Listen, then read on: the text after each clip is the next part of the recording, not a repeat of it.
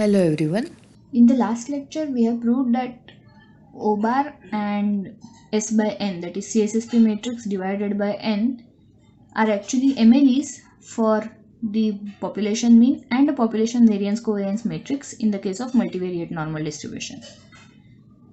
We know that this is equivalent to the univariate result. So in univariate setup, we know that if x1, x2, xn are IID normal with some mean mu and some variance sigma square, then we know that x bar and sigma square hat, which is actually defined as s square by n, these are MLE for mu and sigma square. This we know. The further interesting property that we know in univariate setup is the sampling distribution of this x bar and s square by n is independent. So x bar and s square by n are independent of each other. You must have proved this in either BSc or in your current inference course. So now today we will try to explore if this result can be extended in the multivariate setup. So my aim is to check if O bar and S, I don't need to say S by N, because if O bar and S are independent, then O bar and S by N will also be independent. So we will try to check whether O bar and S by N, they are statistically independent of each other. When I say statistically independent, you know the definition. That is, their joint distribution cannot be written as product of their individual distributions. Okay. So our main aim is to prove that result. But towards that, we first need one lemma. So let me state that lemma, which would be later used in proving the independence of O bar and S. So the lemma is again for multivariate normal. So let U1, U2, Un be independent multivariate normal vectors. Independent multivariate normal vectors with each ui following p-variate normal distribution with mean mu I and variance sigma. Couple of things to be noted. U1, U2, Un are independent, but we are not saying they are identically distributed. In fact, we are allowing each ui to have a different mean mu I. But the variance covariance matrix is common. We are not allowing variance covariance matrix to be specific to ith u. Okay. Another point, when I am writing mu I, this is again a p cross 1 vector. This is not ith component of a mean vector. Okay, so ui has mean mu I. So u1 will have mean mu1, u2 will have mean mu2. Each of them is a p cross 1 vector. Further, let p n cross n be an orthogonal matrix of constants. P n cross n be an orthogonal matrix. Now using this P, we are going to define a new set of vectors. So define Wi as sum over j going from 1 to n Pij Uj. Okay. So what does this mean? Let us check first the orders. Pij is a scalar. Pij is ijth entry of matrix P. Uj is a vector. So each uj is of order p cross 1. I am going to add all n such uj's.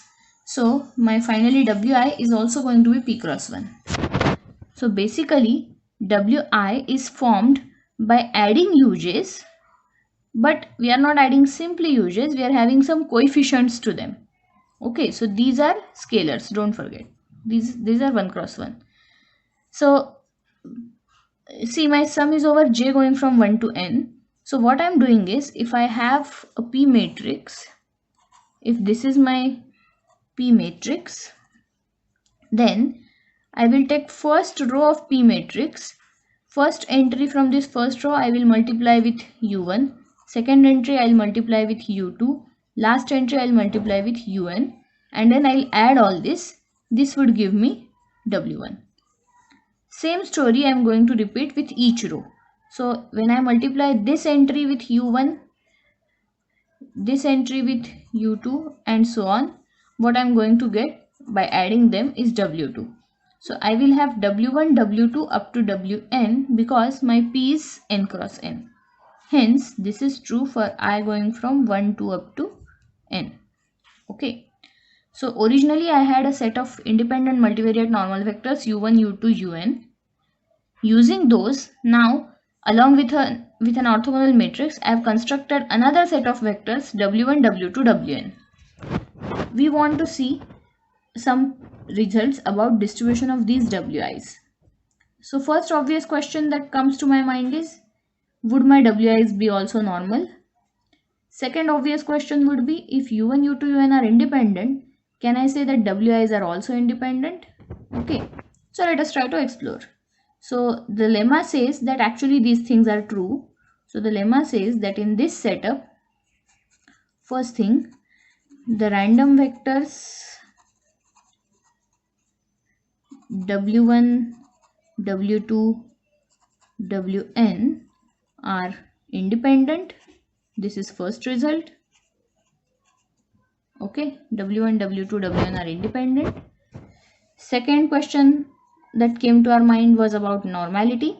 So the lemma says yes, that also holds. So Wi follows p-variate normal with mean sum over j going from 1 to n pij mu j and variance covariance matrix sigma. Mean, I think you can see it is obvious from this definition of Wi. What is interesting is variance covariance matrix stays the same. And we have one additional result which is not that intuitive, but it is going to be useful further. Sum over I going from 1 to n ui prime would be same as sum over I going from 1 to n wi prime. Again, let me first check the orders. Each ui is p cross 1. So this is p cross 1, 1 cross p. So this is all p cross p. This is also p cross p. If you remember, they actually are part of CSSP matrices. My CSSP matrix comes by writing OI prime minus n times O bar prime. Okay. So this is kind of part of CSSP matrix. So we are saying that this part of CSSP matrix for UIs is same as part of CSSP matrix for WIs. It may not seem that intuitive initially, but if you try to look at this, then it makes sense. We are saying that UIs have a common a common variance covariance matrix sigma, and WIs also have the same variance covariance matrix sigma. So if I try to estimate the sigma, I am probably going to get something similar. Okay, so that's why probably UI prime and WI prime, these sums would be equal. Okay. This is just an intuitive explanation. Of course, we are going to give a rigorous proof for all these three. So let us try to prove these three results, and then this lemma would be used to prove that the sample mean vector and sample CSSP matrix in the case of multivariate normal distribution are independent of each other.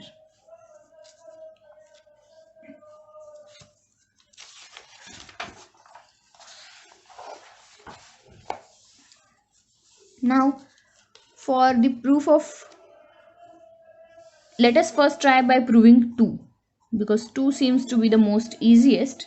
2 seems to be the easiest. So let us try proving 2. So what is given to me is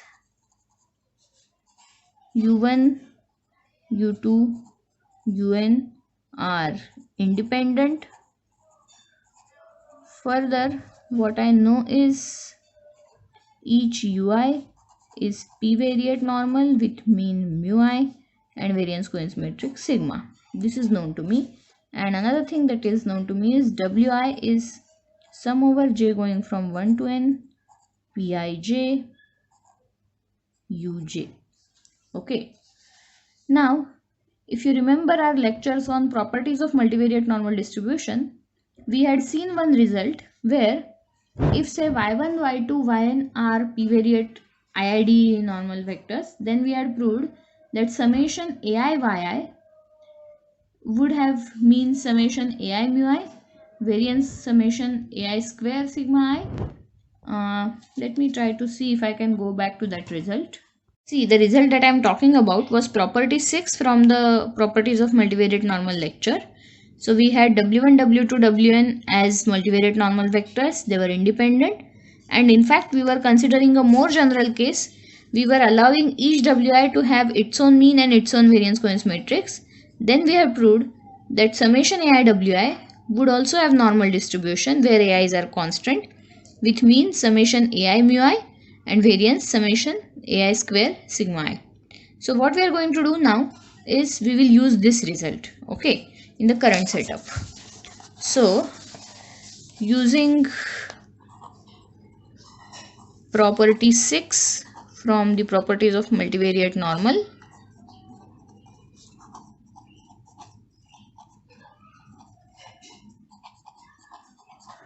we will have distribution of wi, each wi as also p-variate normal with mean summation pij mu j, j going from 1 to n, and variance summation pij square sigma, j going from 1 to n.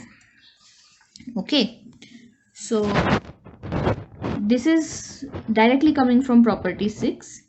Let me try to see if I can simplify the variance. In mean, there is nothing that I can do further, but variance, probably because sigma is common, we can do something. So my variance of wi is summation pij square sigma, j going from 1 to n.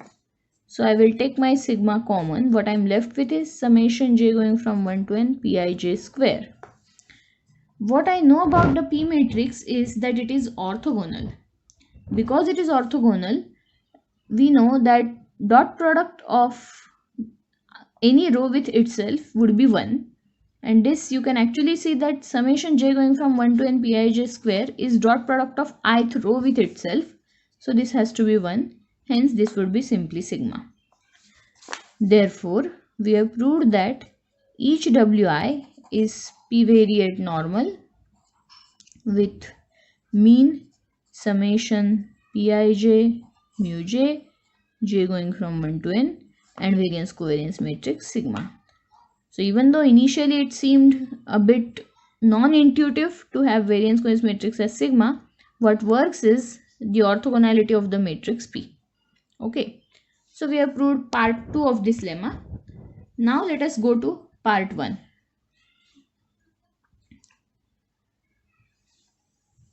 So for part 1, I need to prove that wi's are independent. From the properties of normal, we can actually show that not only each wi is normal, we can also show that joint distribution of all wi's is also normal. It can be established again via MGF. Joint distribution of wi's is also multivariate normal. Hence, what I need to do is, okay, if you are unable to visualize this hint, maybe I can give. So what is the hint? This is actually needed in part 1, so let me keep it here. So what is the hint? So write this w1, w2, wn. So each of them is p cross 1. So actually I would have np cross 1, and I have initially here u1, u2, un. This is also np cross 1. So if I have a matrix here, what should be the order of that matrix to have this np cross 1? So the matrix should have order np cross np. So can I write w1, w2, wn as some np cross np matrix times u1, u2, un? If I can do that, then my job is done. And we know what is the relationship between each w and these. So we will use that. So we know that w1 is pij u1, sorry, p11 u1 plus p12 u2 plus p1n un. So we are going to use exactly that.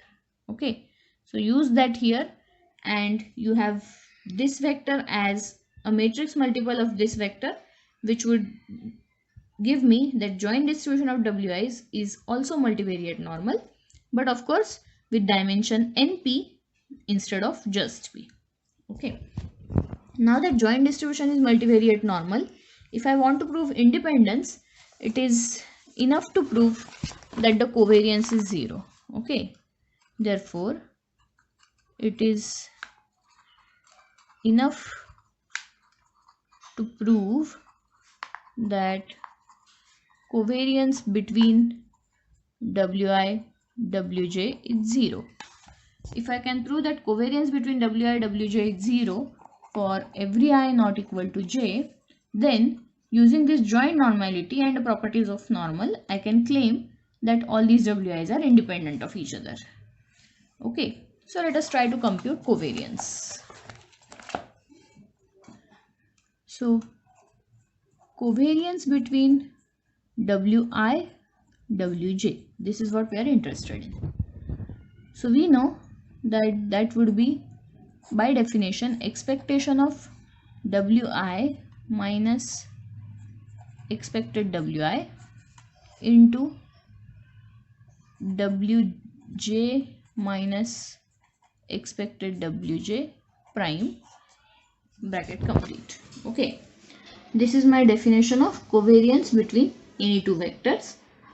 Let me substitute the values of expected wi and expected wj. So this becomes expectation of wi. Okay, actually I know wi also in terms of ui, so let me do that. So sum over pij uj, j going from 1 to n, this is my wi, minus sum over pij mu j, j going from 1 to n, this is my first bracket. Okay, second bracket I will write sum over L going from 1 to n. I am using a different running variable because there is no pairing relationship here. P j, okay, wait, anyway I am using a j here, so let me use two different running variables.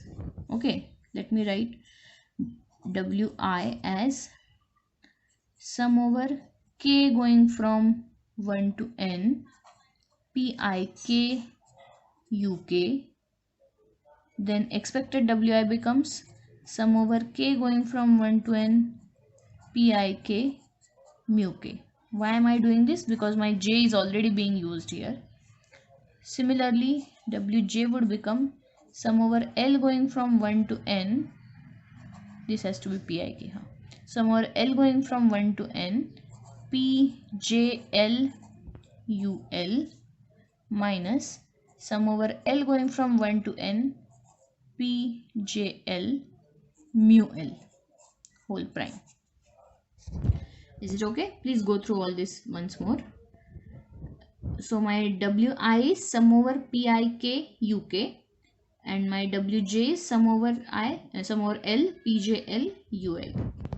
Okay, so this can be simplified as expectation of sum over k going from 1 to n pik. Okay, I have pik and I can write it as uk minus mu k, and this is my first bracket, and my second bracket is sum over L going from 1 to n pjl ul minus mu l whole thing prime. Okay, what I know is pik, pjl are actually scalars, so prime is not going to affect them. Further, I also know that both these are finite sums, so I can actually take them together. So this can be written as expectation of, so when I expand this into this, what I'm going to have is every term of this multiplied with every term of this and sum over them. So sum over k going from 1 to n, sum over L going from 1 to n, pik, then pjl uk minus mu k into ul minus mu l prime. Remember, PJL is scalar, so I don't need prime. If you have trouble how we are going from here to here, just take n equal to 2 and try to expand and see if it matches. Maybe if you want, you can write for n equal to 3 also. It would have 3 into 3, 9 terms, not much. Okay, it's once you write it down, it's very clear. So this would become, now expectation can be taken inside. So sum over k going from 1 to n, sum over L going from 1 to n. Pik, Pjl are anyway constants, so expectation doesn't affect them. Expectation of uk minus mu k into ul minus mu l prime. Okay, uk minus mu k into ul minus mu l prime, and sum is sitting outside. Okay, now what is this? This is covariance between uk and ul. Okay, so this is sum over k going from 1 to n, sum over L going from 1 to n, Pik, Pjl, and covariance between uk and ul, because this is the definition of covariance. Further, what I know is uk and ul, I mean all the ui's are actually independent. So this covariance will be 0 unless k is equal to L. And if k is equal to L, then this covariance is going to be nothing but variance of uk with uk, which we know is sigma, because we have assumed common variance for all the ui's. Okay, so to write this in a brief notation, we are going to use Kroneker's delta. I think you must have come across it somewhere. So this I can write as delta KL into sigma, where delta KL is equal to 1 if k is equal to L and 0 if k is not equal to L. This is actually Kroneker's delta. You must have come across it in some other course. Okay, it's a very commonly used thing from maths. So delta KL is 1 if k is equal to L, 0 otherwise. Let us confirm if it's giving us what we want. So covariance uk ul, if k is equal to L, then I will get sigma because it's variance of uk. Whereas if k is not equal to L, because of this 0, I will get 0. Okay. Now sigma is anyway free from k and L, so it will come out. Further, we know that this is going to survive only when k is equal to L. Otherwise, it is anyway going to be 0. Okay. So first let me keep sigma out. Okay. So if and it would be sum over k going from 1 to n, Pik, Pjk, delta kk if k is equal to L. Okay. So this is nothing but delta kk is going to be 1. So this would be sigma times sum over k going from 1 to n, Pik, Pjk. Okay. Because for all other terms, means when k is not equal to L, this is going to be 0. So the only terms from the sum which would be retained are the terms where k is equal to L. Okay. Let me write here, k equal to L only survives, others vanish because others are 0. Now one more thing. What is sum over Pik, Pjk? K is fixed. So basically you are taking kth column. So Pik, Pjk, but sum over k. So this is nothing but dot product of ith and jth row of P matrix. Okay, this is nothing but dot product of ith and jth row of P matrix. If you are not sure, again write it down, it will be clear. So dot product of ith and jth row of an orthogonal matrix would be equal to 0 if I is not equal to j, and it would be 1 if I is equal to j. So we can again use Kroneker's delta here, and I can write this as delta ij sigma, where delta ij is again Kroneker's delta, that is it would be 1 if I is equal to j and it would be 0 otherwise. Okay, this is not z, this is sigma, even if it looks like z. So what we have proved? We have proved that covariance of wi wj is sigma if I is equal to j, which we already know actually. So covariance of wi wj is sigma if I equal to j. This anyway we have established earlier, but the interesting case is we are saying it is 0 if I is not equal to j. So covariance 0 combined with the joint normality of w1, w2, wn tells me that wi's are independent of each other.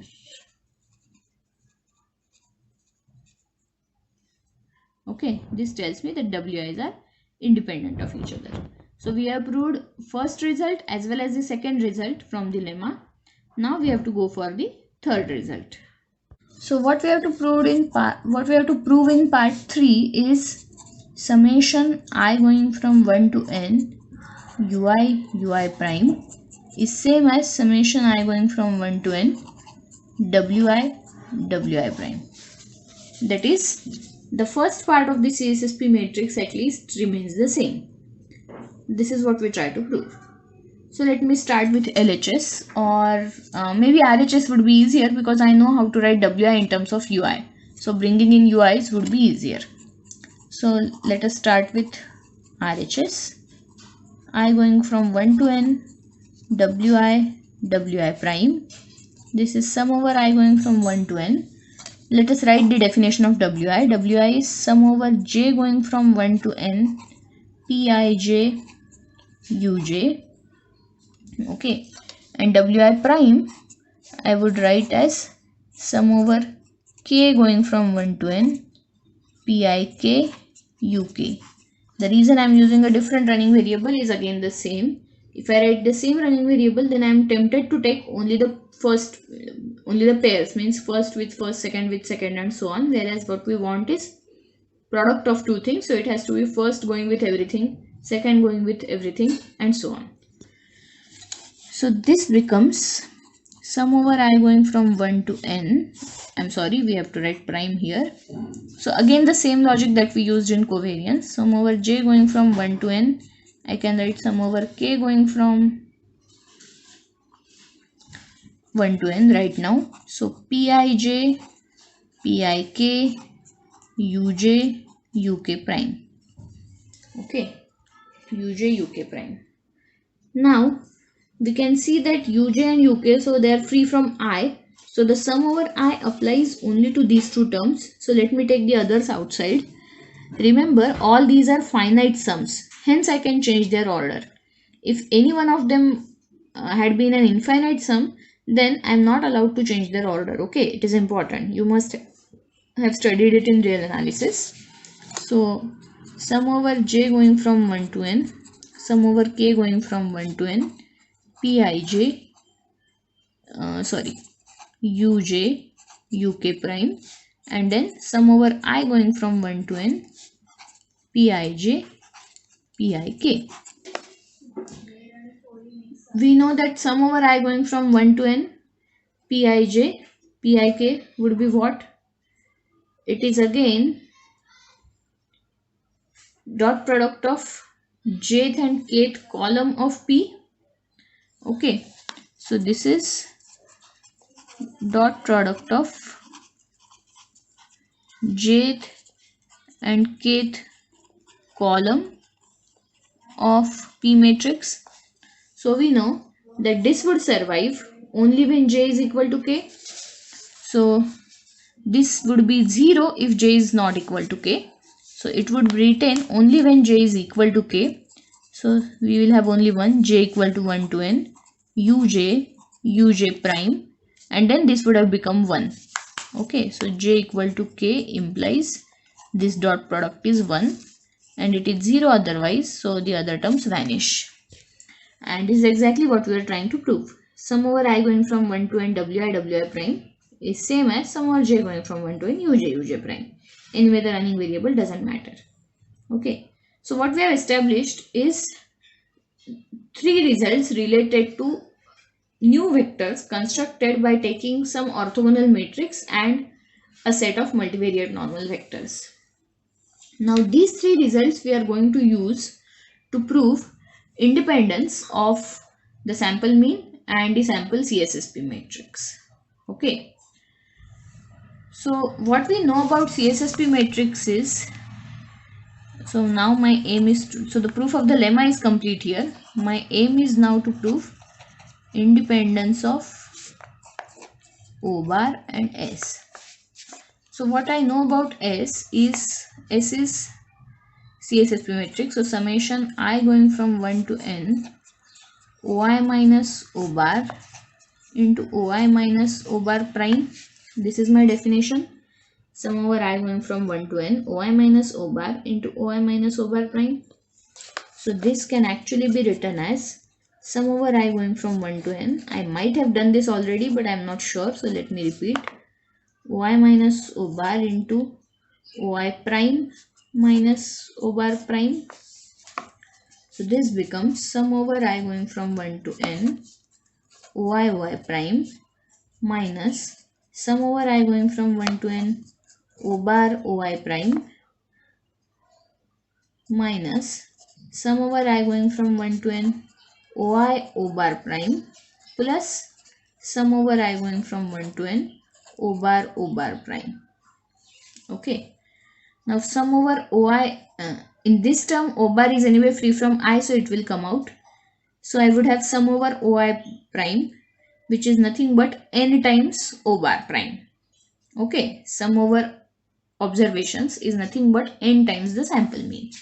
So this becomes sum over I going from 1 to n OI prime minus n times O bar prime minus, same story happens here, so n times O bar prime plus, here both are O bar, so they are free from the I, hence they get added n times, so n times O bar prime. So one of these gets cancelled, so I am left with sum over I going from 1 to n OI prime minus n times O bar prime. Okay. So this is another representation for CSSP matrix. We are going to use this representation for proving independence. So we know that the above lemma is true for any orthogonal matrix P. So let me construct an orthogonal matrix P. Construct an orthogonal matrix P such that the last row of P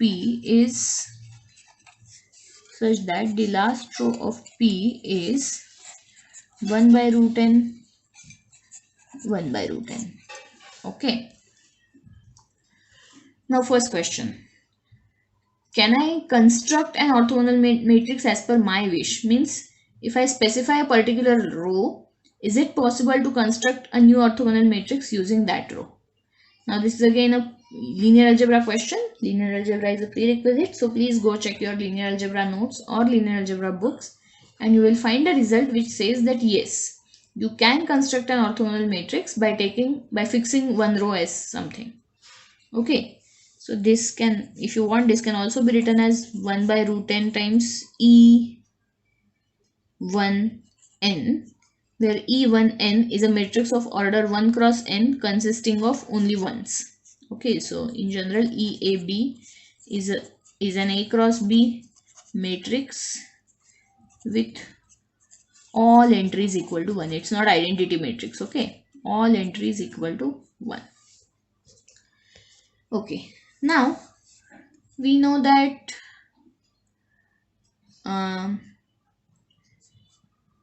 we have O1, O2, On coming from p-variate normal with mean mu, variance covariance matrix sigma, and they are independent. So actually I can write IID.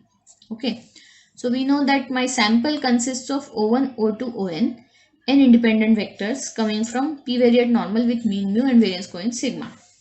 Using these O1, O2, On, now I can construct new vectors by using this orthogonal matrix.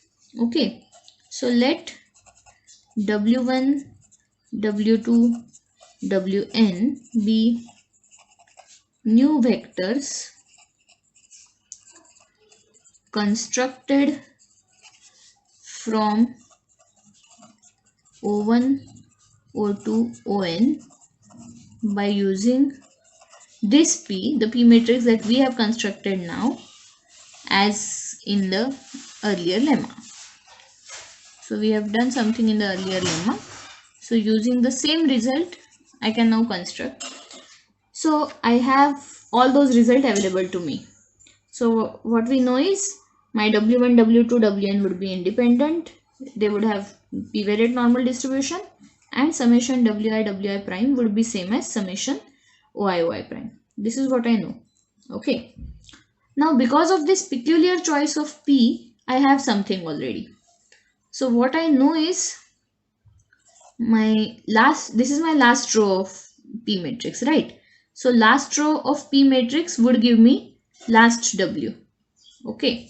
So what I know is Wn is actually 1 by root n times O1 plus 1 by root n times O2 plus 1 by root n times On. Okay, you can verify this by our definition. In the earlier lemma, we have said summation Pij Uj. So by using that, I get Wn to be this. So this is 1 by root n times summation Oi, I going from 1 to n. And what I know is summation Oi is nothing but n times O bar. Okay, so this is root n times O bar. Okay, so Wn is actually root n times O bar. So O bar is Wn upon root n. Okay, O bar is Wn upon root n. Now let me try to see if I can express the CSSP matrix in terms of Wi's. Okay, so the CSSP matrix S becomes, by my definition, sum over I going from 1 to n Oi prime minus n O bar prime. So just now we showed that CSSP matrix can actually be written as sum over Oi prime minus n O bar prime. And we further know that sum over Oi prime is nothing but sum over Wi prime by the earlier lemma. Okay, so this comes from the third part of the lemma. Okay, and O bar, we have just now shown that O bar is Wn by root n. So let me write that here. So Wn by root n into O bar prime will be Wn prime by root n.